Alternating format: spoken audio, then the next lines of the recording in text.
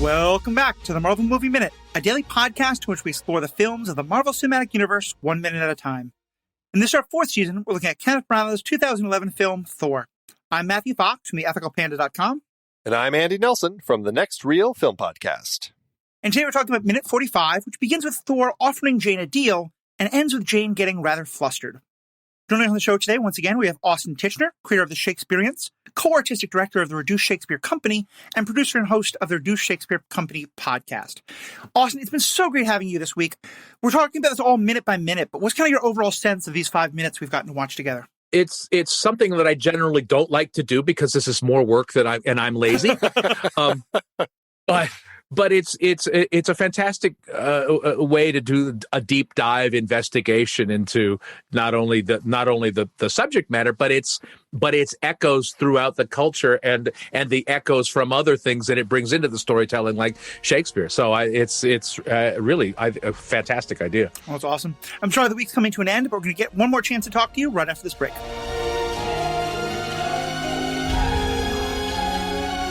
This is an independent podcast from True Story FM. We love producing this show and talking about Thor and the other films in the Marvel Cinematic Universe, but it does take time and cost money. Without our members, for whom we are eternally grateful, we couldn't keep it going. Membership means we can deliver content to you without selling your information and interests through podcast advertising sources. We like our privacy, and we know you do as well. If you're already a member, thanks. If not, please consider becoming a member for the season. It only costs $5 per month, or we offer a discounted price if you join at the annual rate. Learn more at truestory.fm/Marvel Movie Minute. Thanks.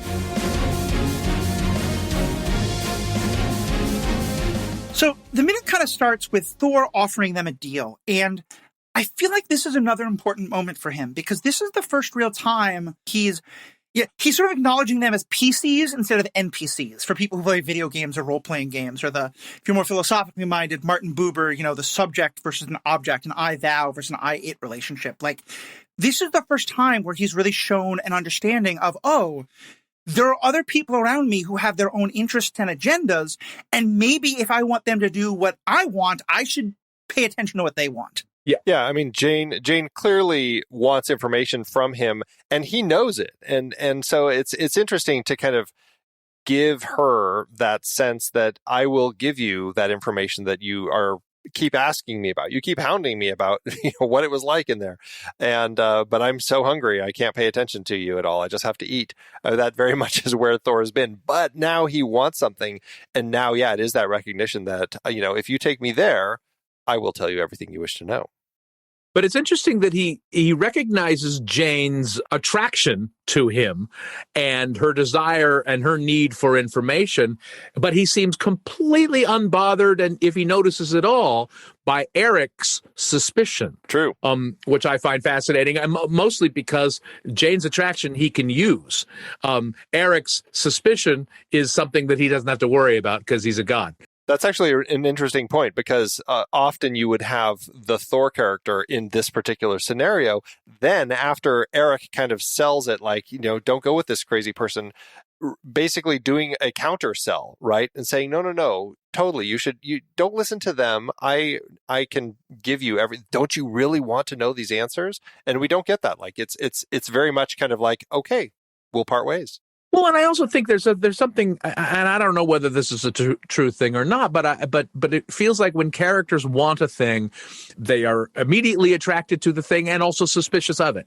And in Jane's case, she's immediately attracted to it, and in Erik's case, he's suspicious of it. This can't possibly be true in his mind, and yet you sense that it would be wonderful if it were true. Yeah. In some ways, it makes sense for both of them. And I have another question about Jane's motivation that we'll get to with another reference to older theater.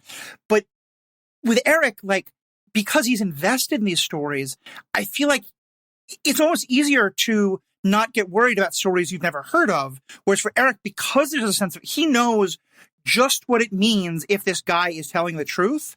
And I think because he has so much more of an understanding of it than Jane does is why he just has to reject it in a way she's not.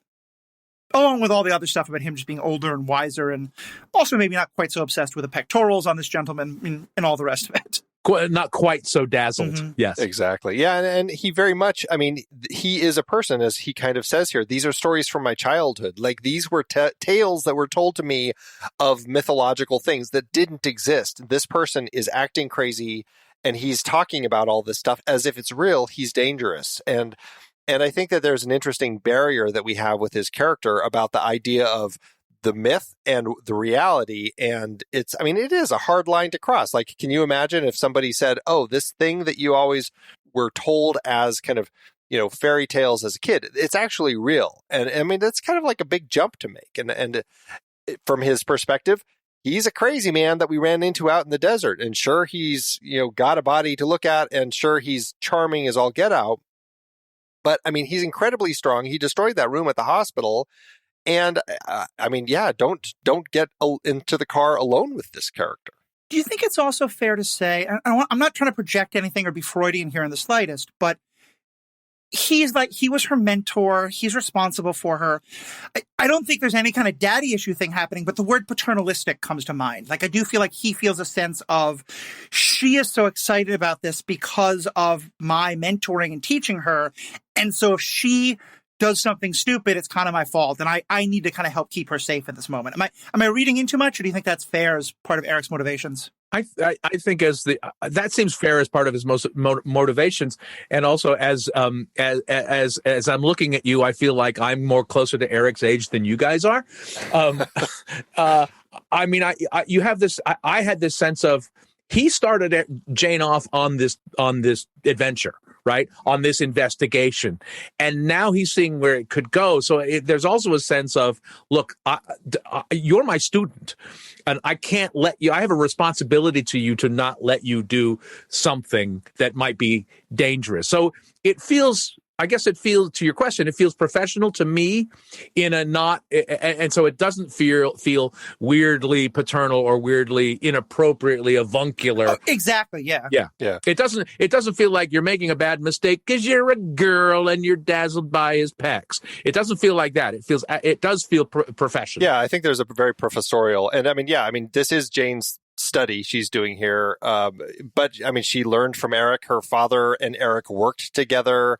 And so I can see the paternalistic element to it. I can see the professorial element where, she brought him here very specifically for science to kind of explore this in a scientific method. And, from the get-go, it has been very emotional and passionate and driving. And like, she's, forcing Darcy to drive the vehicle into the storm. Like, Jane is very much a scientist who has a lot of emotion and uses emotion as a driving force, which is very unscientific. And I think as the professor, the parental scientist of this group, he is very much like pulling her back, saying, remember, this is science. Keep it in check. I mean, as that great Shakespearean character Jesse Pinkman once said, yes, science! I love that reference. Yeah, you want to talk about a tragic hero slain by his flaws in all the most Shakespearean ways. Walter White is perfect for that. Yeah, I do also love that he references like when I grew up, because I don't think we've been told yet, but I do think we learn later that he's Swedish. And I think often when people think about the Norse mythology, they often think about Germany and Norway and Iceland. Sweden also is a place that has a very rich history with all this. It's part of Scandinavia. I was doing some reading, actually, and the headline will tell you that the actual Myeu-muh was found beneath a Stockholm subway tunnel in 2013.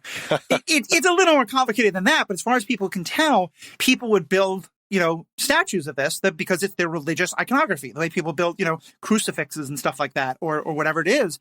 And as far as we know, this is like the most intact version of what would have been Mjolnir at a shrine to Thor that has ever been found. And it's in Sweden. So this is definitely very much a part of, if he's Swedish, whether he grew up in Sweden or going to grow up in Minnesota. I hear that accent quite a lot just around here.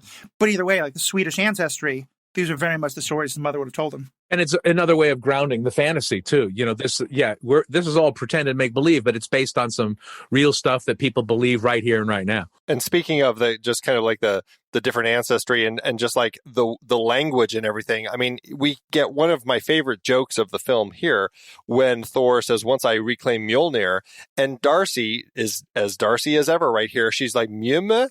What's Myeu-muh?" She can't even say it. It sounds like she's saying meow meow. It's written in the script like Myeu-muh, Myeu-muh.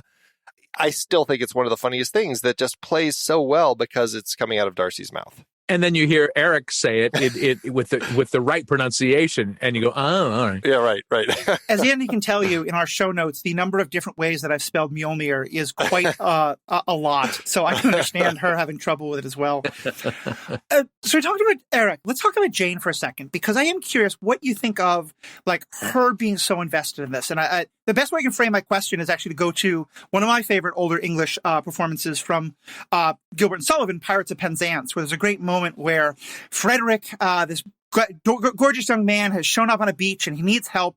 And Mabel is telling them that, Mabel is telling her sisters that they should help him. Of course, it's their duty. And the sisters respond, I'm not going to try singing it. Check out our hiatus 2 if you want to hear me sing, or if you don't. What they ask is, the question is, had he not been a thing of beauty, would she be swayed by quite as keen a sense of duty? How much of this, not that I think, like you said, she's not dazzled by Peck. She's not a teenager of any gender. But how much of this do you think is her attraction to him as opposed to her weighing what's the scientific choice to make? I'm going to say I think it's mostly scientific. I mean, even in Frederick's case, because I'm a huge Gilbert and Sullivan nerd as well.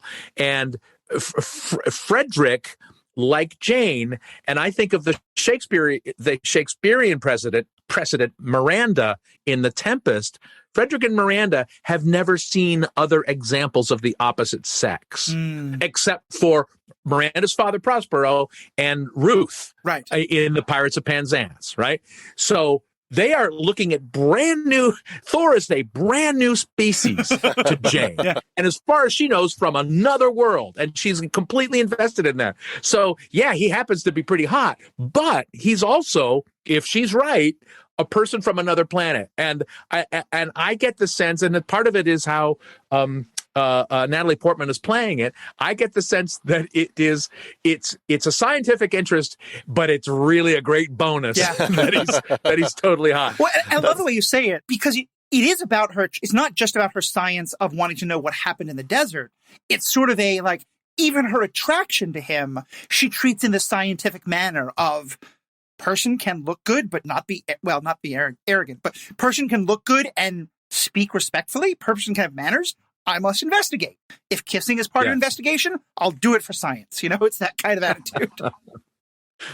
What is this thing you Earth people call second base? And it's so funny because Jane, she clearly, there is that attraction, but I feel like it's constantly something that she's pushing down. Like we saw that when Thor's walking around topless, and she's purposefully walking around trying to stare at her journal, whereas Darcy just is blatantly staring. And that's what I love about Jane is she's trying to remember science comes first. And through this, but then also what I think is interesting is Thor keeps setting her off and doing the unexpected. Like when he smashes the cup, that's unexpected. But his reaction to her about I'm sorry, I won't do that again. That also was unexpected. And so he keeps doing the opposite. And now he runs out into the street and he's like, yes, I am going to go take this from the government.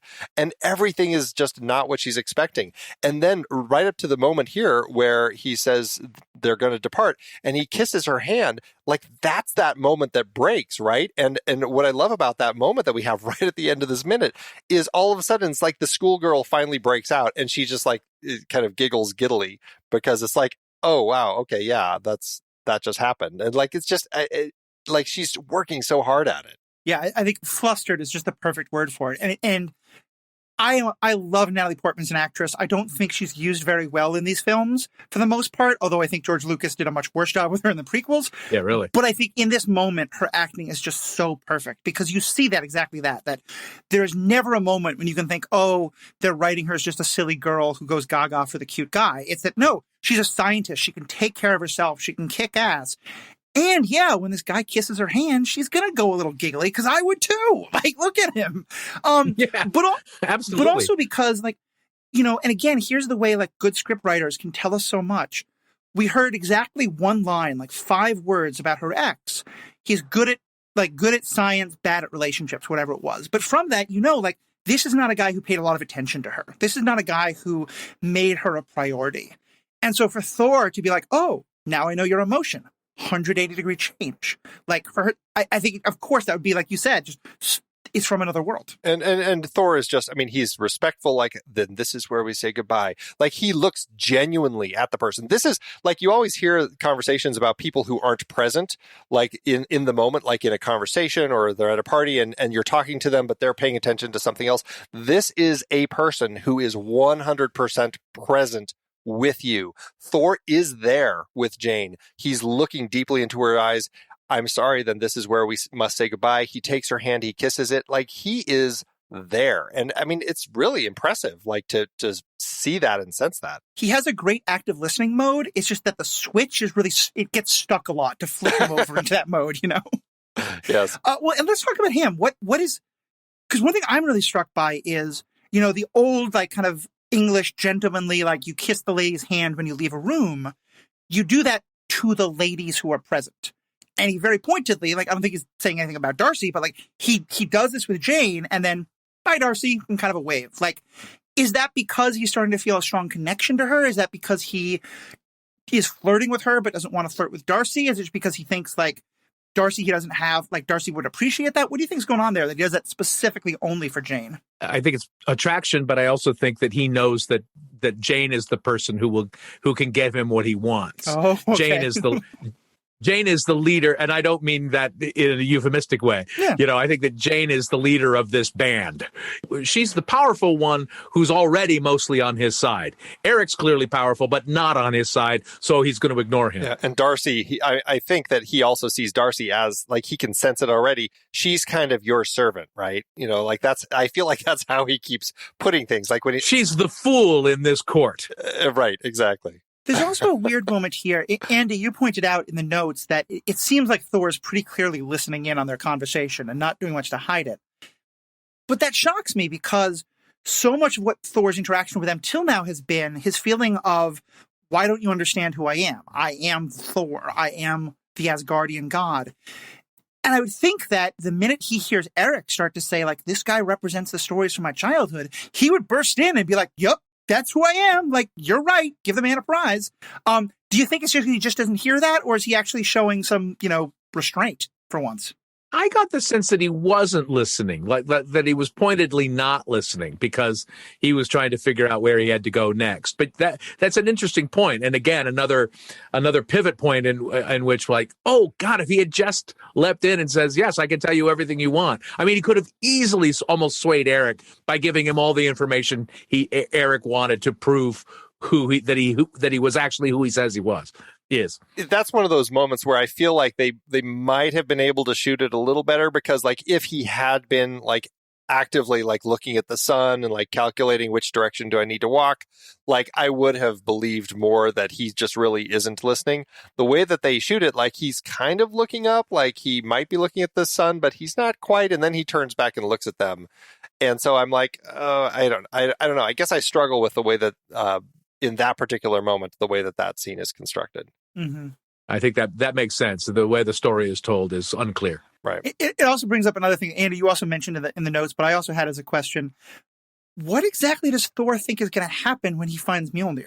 Right. Yeah. I mean, that's the thing. Like, now he knows that Mjolnir is here, and it's like, did he just think that Odin tossed it down there and said, as soon as you can find it, you can come back? Like, I mean, what was happening there? And, you know, just once you find it, you're good. Has he already reached for it and had it not respond? No, he hasn't. He's I mean, he's only been here for about 12 hours, and at this point, he has no idea that it's even here. This is when he realizes that it's here. And also important to note there, Odin casts the spell or activates the GPS of FX, whatever it is, on Mjolnir only after Thor has gone through the Bifrost. So Thor doesn't even hear him say that. Ah, got it. He's in for a bit of a rude surprise here, I think.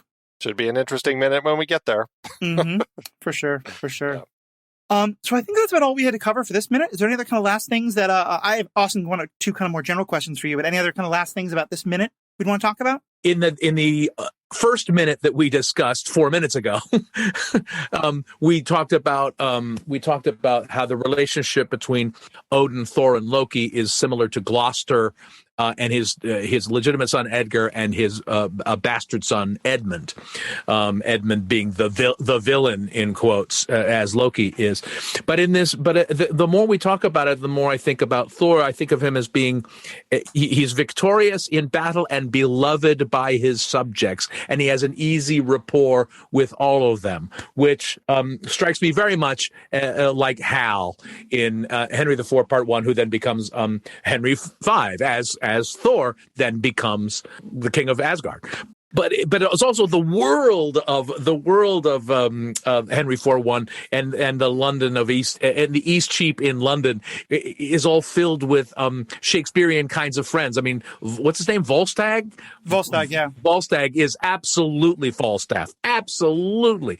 And they've got, I'm sure and Loki is both a brother, but also kind of a foolish character. So I'm seeing that parallel very much. And the final moment where he kisses Jane's hand and she kind of gazes at him, flustered or dazzled.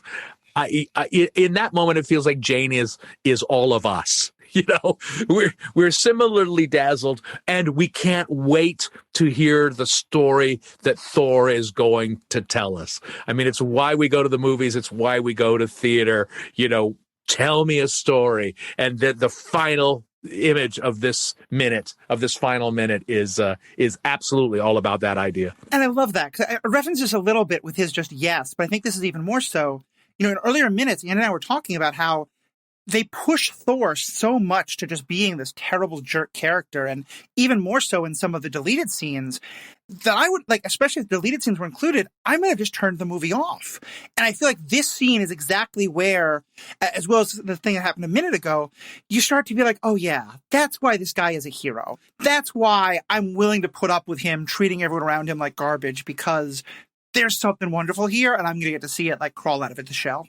Well, and that's I think probably a tribute to Branagh's storytelling sense and his experience with Shakespeare, is knowing what to cut, knowing what to emphasize. I'm sure he had help from all the producers and screenwriters, but in terms of what to show and what not to show, and the kind of story that we want to tell, I've got to believe that they did the right thing in choosing Branagh to direct this because of his background in Shakespeare. Yeah, 100%.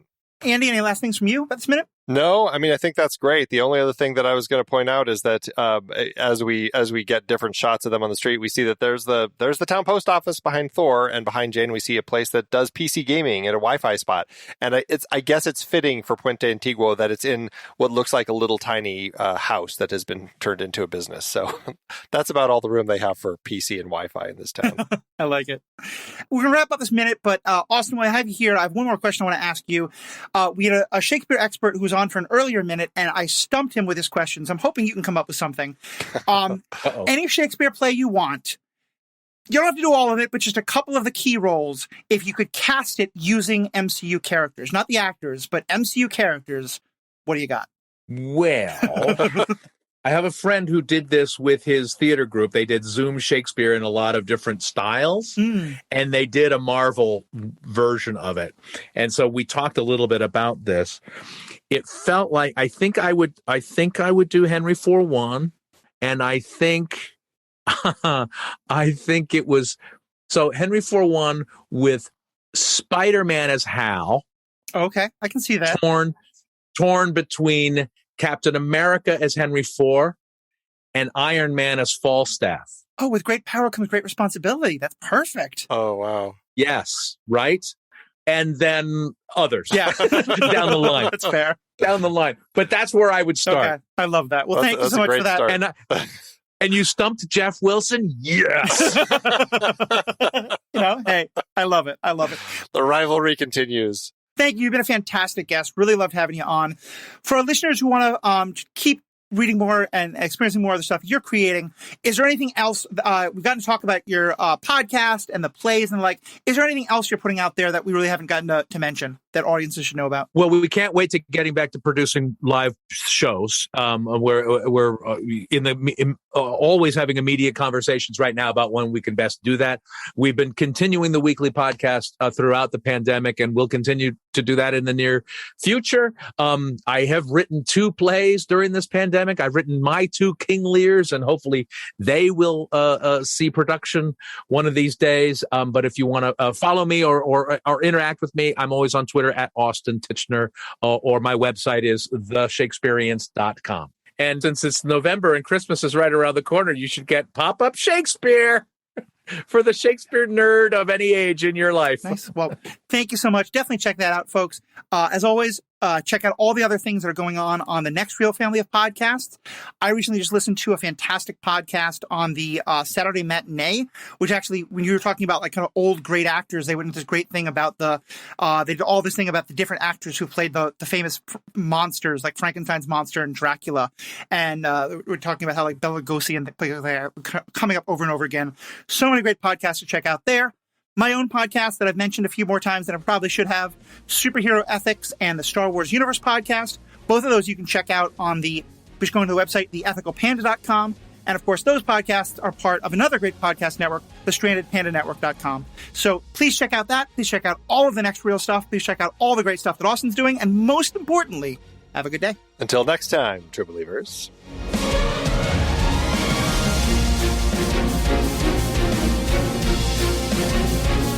Marvel Movie Minute is a production of True Story FM, engineering by Andy Nelson.